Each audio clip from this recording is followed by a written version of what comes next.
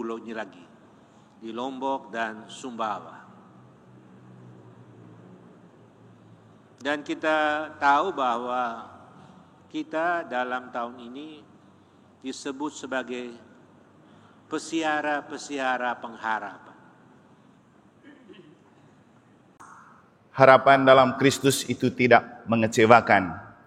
Yang penting kalau pakai tema Minggu Komsos 2 minggu lalu, Paus mengingatkan kita untuk bagikanlah harapan yang ada di hatimu dengan lemah lembut. Nah, itulah yang kita alami sekarang adalah buah dari harapan yang tidak mengecewakan yang telah kita ungkapkan dengan cara yang lembut ketika kita menyambut Pentakosta dan hari ulang tahun kelahiran gereja kemarin, kita novena. Yang mulia Bapak Uskup, Monsinyur Dr. Sylvester San, yang kami kasihi, Romo Vikjen, juga Romo Direktur Puspas, Romo Herman Yosef Bebi, para Romo, Suster, Frater, Bapak Ibu Saudara-saudari sekalian, umat Katolik sepulau Lombok, yang juga saya kasihi dalam Tuhan. Tuhan selalu punya cara dan waktu yang indah untuk mengobati kerinduan dan harapan kita.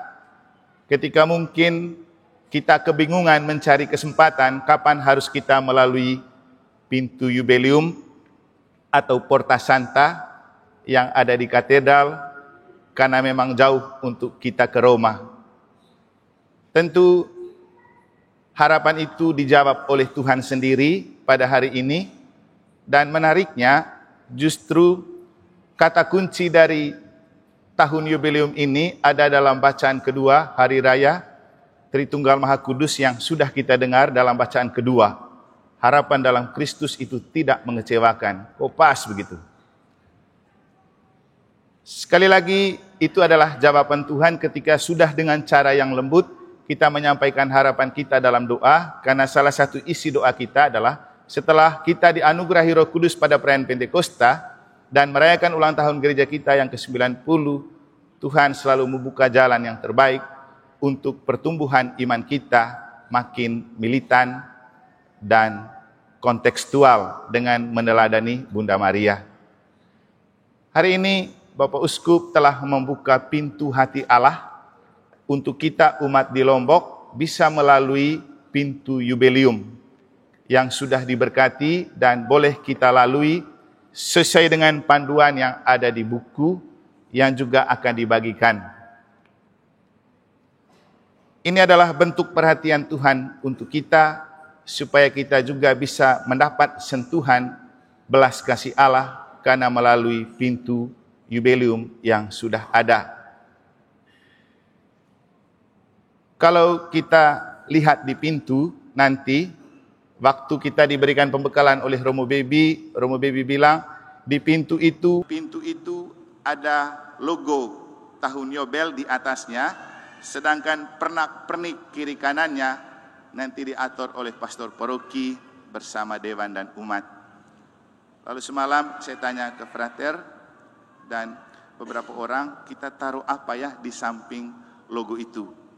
Kemudian kita berpikir dan merenungkan bahwa ketika bicara pintu, maka yang paling penting adalah Yesus sudah mengatakan kepada kita, akulah pintu menuju domba-domba, dan Yesus adalah pintu menuju perjamuan anak domba yang kita rayakan di gereja melalui pintu itu.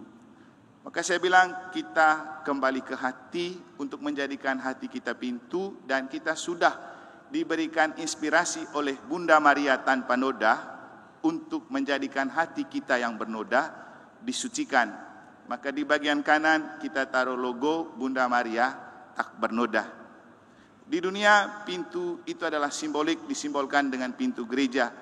Dan tujuan tahun Yobel melewati pintu suci supaya kita mendapat keselamatan. Dan keselamatan itu mencakup dua, di dunia dan di akhirat. Di dunia kita mendapat keselamatan dalam Ekaristi, di akhirat kita mendapat keselamatan dalam perjamuan anak domba di surga. Dan untuk masuk ke surga kita melewati pintu yang kuncinya dipercayakan kepada Petrus. Maka kita taruh gambar Santo Petrus pegang kunci surga, di sebelah kiri. Artinya bersama Bunda Maria kita menuju ke surga, dan semoga Santo Petrus membukakan pintu bagi kita, bukti belas kasihan Allah untuk bisa masuk surga. Itulah simbol di depan. Dan selain simbol di pintu, juga ada salib khusus Yubelium yang sudah diberkati oleh Bapak Uskup dengan simbol Yubelium. Untuk apa salib ini? Untuk mengingatkan kita bahwa pengampunan atas dosa dan belas kasihan Allah itu full kita terima dari salib Yesus sendiri. Ketika dia mengatakan, Bapa ampunilah mereka karena mereka tidak tahu apa yang mereka perbuat, lalu mengalirlah darah dan air dari lambung Yesus. Nah, apa yang dapat kita maknai? Bapak Ibu, kalau kita ingat sambutannya gubernur di hari ulang tahun gereja kita, di antara hal yang dia sampaikan ada dua hal ini yang perlu kita maknai dalam konteks salib yang ada sebagai bukti kerahiman Allah. Ketika beliau mengatakan bahwa hari ini kita berada di depan saksi sejarah, gereja itu lahir di Lombok, di tempat ini 90 tahun yang lalu. Dan dia menyampaikan cerita tentang seorang kakek Yahudi yang tanahnya dirampas oleh seorang gubernur untuk membangun masjid. Lalu dia datang mengadu ke kafilah, dan kafilah itu menyuruh dia ambil semua tulang di tempat sampah dari yang diambil dari tempatnya untuk bangun masjid. Setelah diambil tulang itu, kafilah itu buat tanda salib di tulang, lalu kirim ke gubernur. Apa yang terjadi? Gubernur ketakutan melihat tulang itu, dan menurut versinya Pak Gubernur kan ceritanya, bahwa gubernurnya takut lihat tulang itu karena itu berarti kalau dia mati, dia juga akan menjadi tulang seperti itu, karena itu tidak ada gunanya angkuh dan sombong dengan jabatan. Tapi untuk kita yang paling penting, bahwa sebenarnya dia takut karena di tulang itu ada salib. Nah, kekuatan salib yang menembusi batas.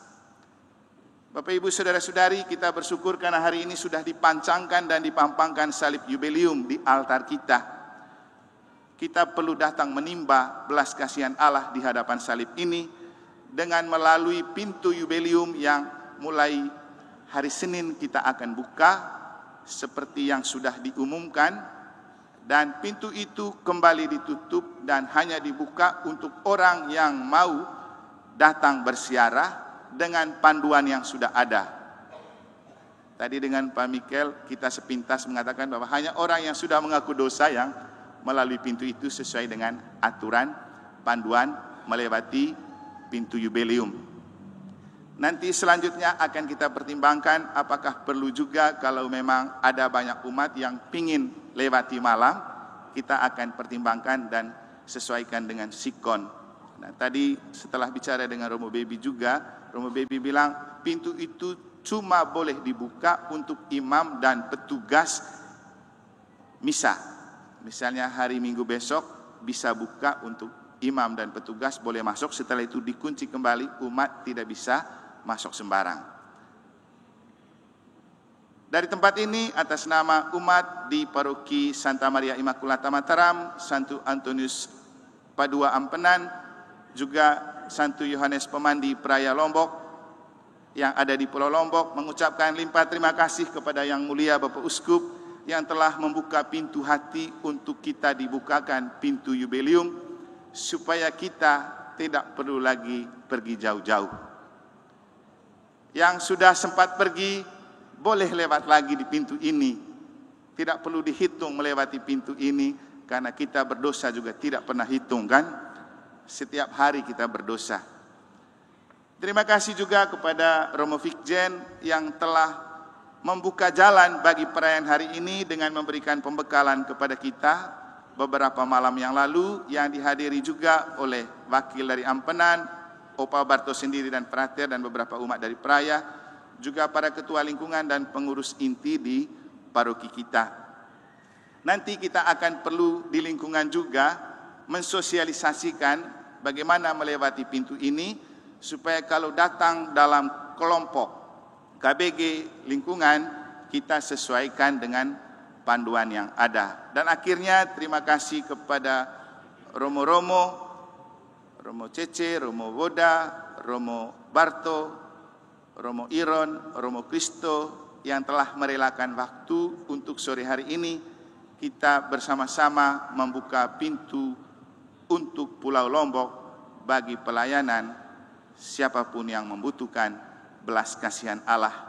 Terima kasih juga kepada semua umat yang telah hadir, baik dari Mataram, dari Ampenan, juga dari Praia. Setelah ini, mari kita berlomba-lomba menaruh harapan melewati pintu jubileum, karena harapan dalam Kristus tidak pernah mengecewakan. Sekian dan terima kasih.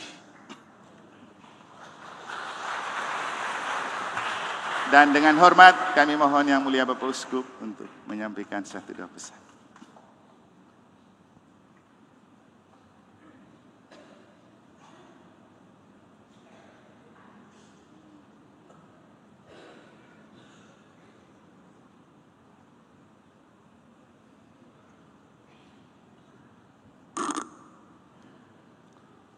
Yang saya kasihi rekan-rekan imam, ada Romo Vikjen, Romo Deken, dan Pastor Paroki, Pastor Rekan, para suster, Bapak Ibu, saudara-saudari yang terkasih. Saya harap kita masih bisa bersabar. Mudah-mudahan saya tidak bicara terlalu panjang ya. Seperti yang sudah saya janjikan pada kunjungan yang lalu bahwa akan tiba waktunya kita membuka pintu jubileum di Pulau Lombok. Lalu saya memberikan pendasaran mengapa pada awal tahun 2025 atau akhir 2024 ketika pintu jubileum atau pintu Porta Santa di Roma dibuka, lalu pintu-pintu katedral di seluruh keuskupan di dunia ini dibuka, saya hanya membuka pintu katedral Denpasar. Saya kira saya sudah sampaikan kepada kita bahwa saya mau berkeinginan supaya umat keuskupan Denpasar tahu di mana katedral. Maka kita hanya membuka satu pintu supaya umat pernah pergi ke katedral di Denpasar sana. Kalau sesudah sekian lama dilaksanakan itu banyak umat datang. Saya tidak tahu berapa banyak dari Pulau Lombok, dari Pulau Sumbawa. Tetapi kalau Pulau Bali, saya kira hampir semua paroki sudah ke katedral. Dan mereka biasa datang ke sana, memberitahukan kepada pastor paroki DPP supaya siap. Dan itu dilaksanakan. Ya, hampir rata-rata setiap hari datang ke sana. Tetapi sesudah sekian lama saya kira bahwa tidak semua orang bisa ke katedral Denpasar. Maka kita membuka pintu jubileum di 20 ini lagi, di Lombok dan Sumbawa. Dan kita tahu bahwa kita dalam tahun ini disebut sebagai pesiara pengharapan. Kalau pesiara kan harus jalan toh. Kalau tinggal di tempat bukan pesiara. Jadi kalau Anda hanya di Lombok saja itu bukan pesiara. Tapi kalau pergi ke Sumbawa ya pesiara. Pergi ke Bali ya pesiara. Apalagi kalau pergi ke Roma. Ya sungguh-sungguh pesiara. Jadi di Roma itu ada dibuka 4 Porta Santa, pintu suci dalam rangka tahun jubileum ini di 4 basilika. Jadi Basilika Santo Petrus, Basilika Santa Maria Besar, Maria Maggiore,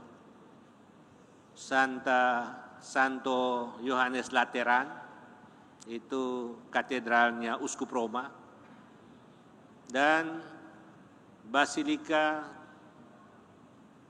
San Paolo Fuorimuro di luar tembok, maksudnya di luar tembok kota Roma yang lama.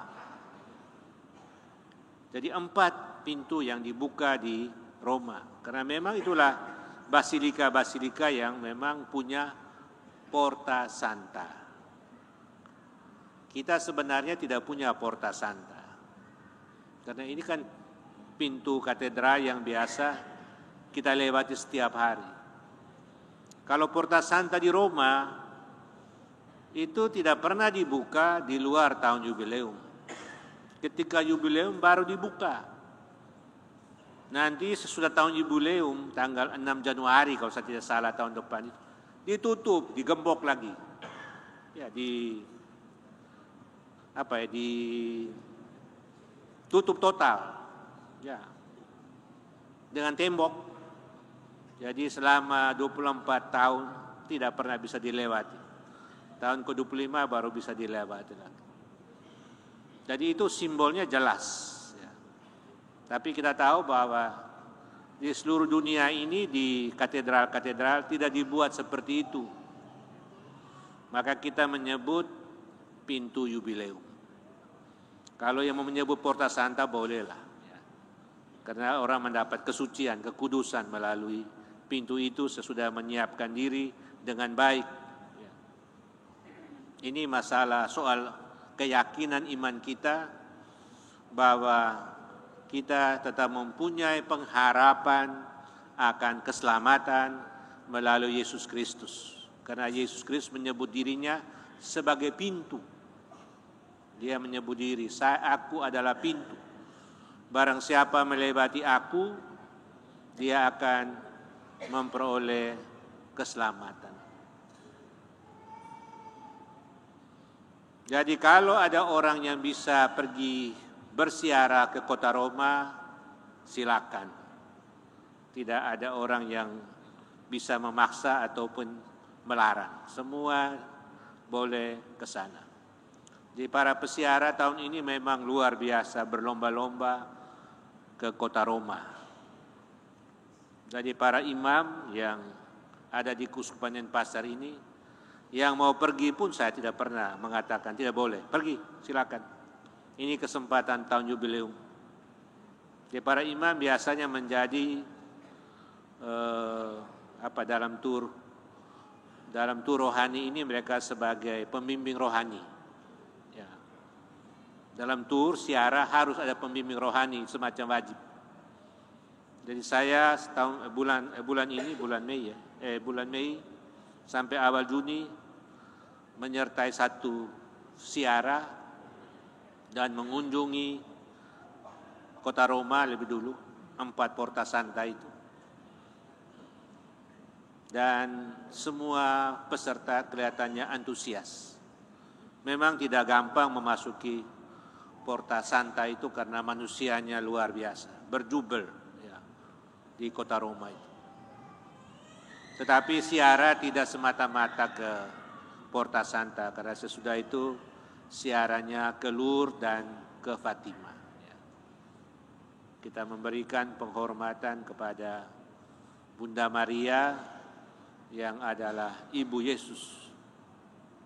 Baik Bapak Ibu, saudara-saudari sekalian, dengan adanya pintu jubileum ini memang saya mengharapkan kita menggunakannya dengan sebaik-baiknya, tentu saja untuk meneguhkan iman kita, meneguhkan harapan kita, dan meneguhkan kasih kita kepada Tuhan dan kepada sesama.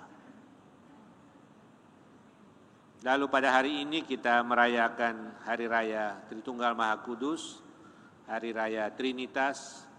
Saya yakin bahwa pengharapan dalam Trinitas juga tidak mengecewakan kita, menyelamatkan kita, membuat kita kuat, bertahan.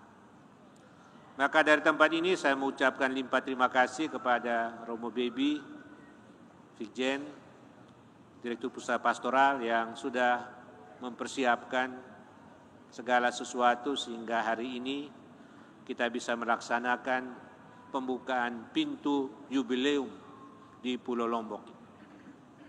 Terima kasih kepada Pastor Proki, Romo Deken, NTB, dan juga bersama DPP umat semua yang sudah mempersiapkan segala sesuatu. Terima kasih kepada rekan-rekan imam yang hadir pada sore hari ini dalam rangka membuka pintu jubileum.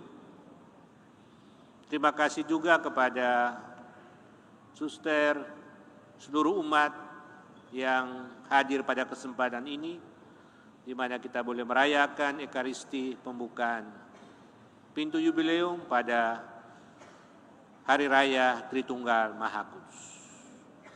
Itu saja yang boleh saya sampaikan pada kesempatan ini. Kita terus berdoa, mohon dunia ini menjadi damai ya. Karena kita tahu bahwa situasi dunia saat ini tidak baik-baik saja. Perang di mana-mana. Ini perang terakhir kita mendengar bagaimana Israel membombardir Iran, dan ini akan ada perang besar, saya yakin. Jadi kita terus berdoa, memohon agar dunia ini damai, sehingga semua orang boleh mengalami kedamaian. Karena kalau ada damai, pembangunan bisa berjalan, kita semua bisa tidur nyenyak, karena keselamatan bukan tunggu di akhirat. Keselamatan harus mulai di atas dunia ini. Ya, kita bersyukur bahwa negara kita Indonesia saat ini masih aman dan damai, dan mudah-mudahan berjalan terus keaman dan damai.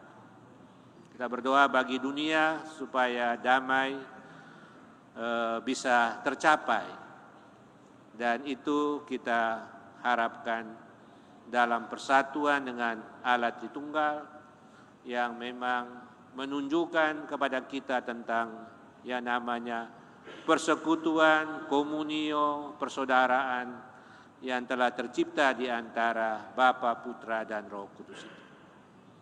Itu saja yang boleh saya sampaikan. Terima kasih atas perhatian kita.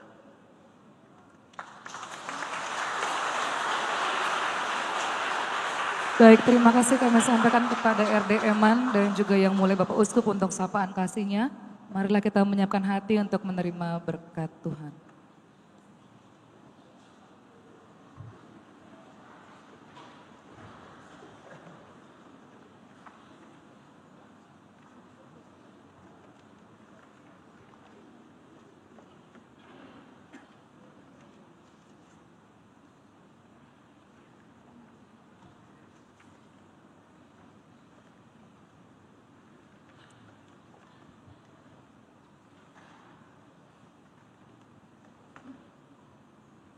Bapak, Ibu, saudara-saudari sekalian, di akhir perayaan ini, marilah kita memohon berkat.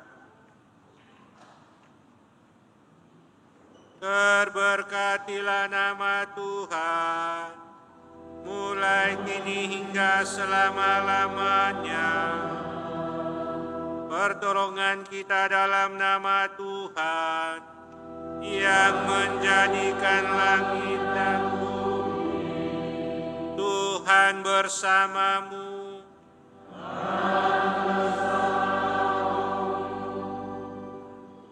Semoga Allah Tritunggal Maha Kudus memberkati dan melindungi saudara.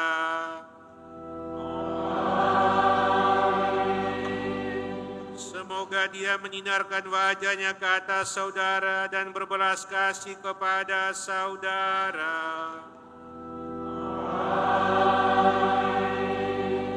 Semoga Dia mengarahkan wajah-Nya kepada saudara dan menganugerahkan damai sejahtera-Nya.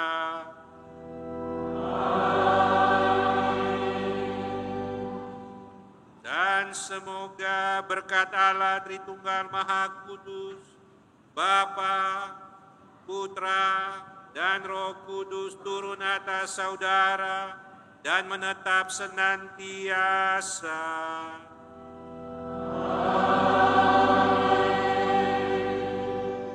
Saudara-saudari sekalian, dengan ini perayaan Ekaristi sudah selesai. Mari kita pergi sambil memuliakan Tuhan dengan hidup kita. Syukur kepada